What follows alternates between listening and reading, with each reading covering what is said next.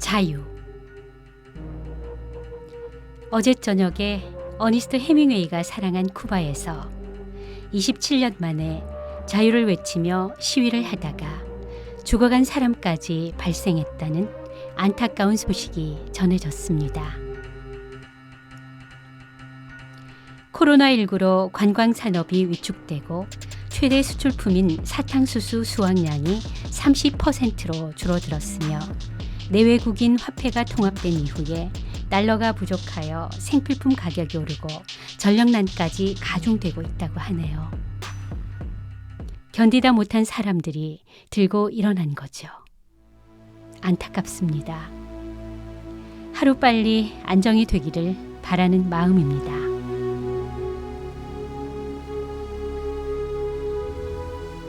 쿠바 사태와 더불어 제 머릿속에는 어니스트 헤밍웨이가 오버랩됩니다.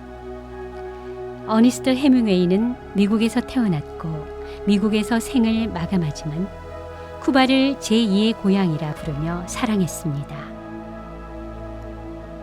어니스트 헤밍웨이의 출생과 저서에 대해서 잠시 살펴볼까요? 그는 1899년 미국 일리노이주 오크파크에서 태어난 소설가이자 저널리스트입니다.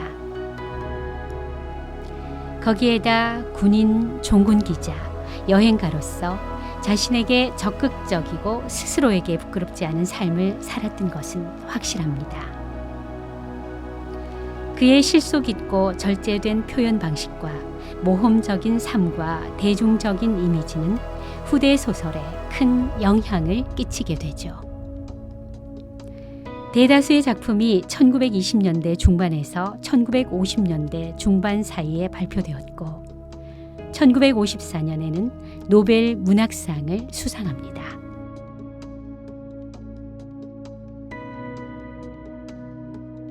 (1952년) 노인과 바다를 출판하고 아프리카 사파리로 떠나는데 그곳에서 2차례 비행기 사고를 당하며 삶의 대부분을 투병 생활로 지내게 되죠.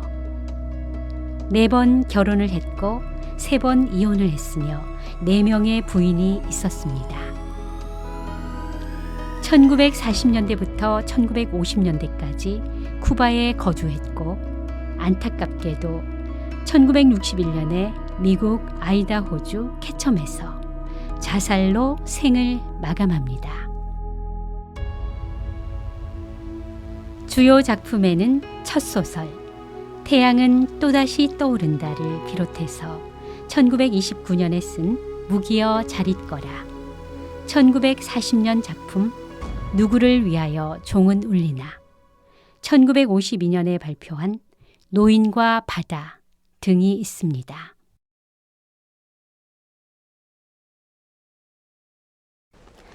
어니스트 헤밍웨이. 그가 사랑한 쿠바에는 그의 추억과 흔적이 남겨진 곳이 있는데요. 핑카 비히아, 코이마르, 암보스 문도스 호텔이 바로 그것입니다. 수도 하바나의 외곽 남동쪽에 위치한 핑카 비히아는 헤밍웨이가 1940년에 사들인 산 프란시스코 테 파울라 저택 이름인데요. 지금은 헤밍웨이 박물관으로 꾸며져 있습니다. 이 박물관은 안에는 들어갈 수가 없고 여러 개의 창문을 통해서만 외부에서 볼 수 있다고 합니다. 핑카 비히아에서 자동차로 20여 분을 달리면 어촌마을 코이마르가 나옵니다. 노인과 바다의 배경이 된 곳으로 헤밍웨이의 단골 술집 겸 식당 라 테라사, 요즘은 라 보데기타 델 메디오라 발음을 하나 보죠. 네, 식당 라 테라사와 바다를 바라보고 있는 헤밍웨이의 흉상을 볼 수 있는 곳입니다.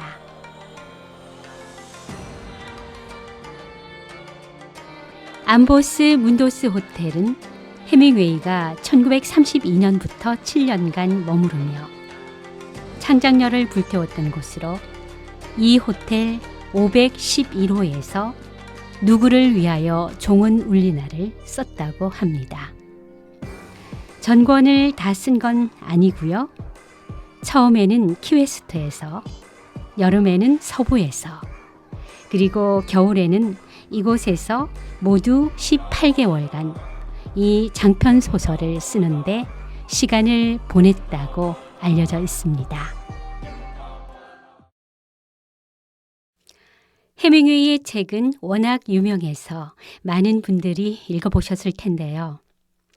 저는 노인과 바다를 학창시절에 도서관에서 빌려서 읽었던 게 기억이 나고요. 인간은 파괴될 수는 있어도 패하지는 않지. 늙고 힘 빠진 모습에서도 절대 용기를 잃지 않던 주인공 산티아고의 모습이 아직도 생생합니다. 현재 제가 가지고 있는 책은 누구를 위하여 종은 울리나입니다. 이 책은 김용성 님이 옮겼고 1990년 하서출판사에서 초판 발행된 것으로 정가는 5,000원이라고 쓰여 있습니다. 몇 년 전에 읽었는데 글자가 작고 종이 색깔이 누렇게 변해버린 고서에 속하지만 제가 아끼는 책으로 제 책꽂이에 잘 꽂아두고 있습니다.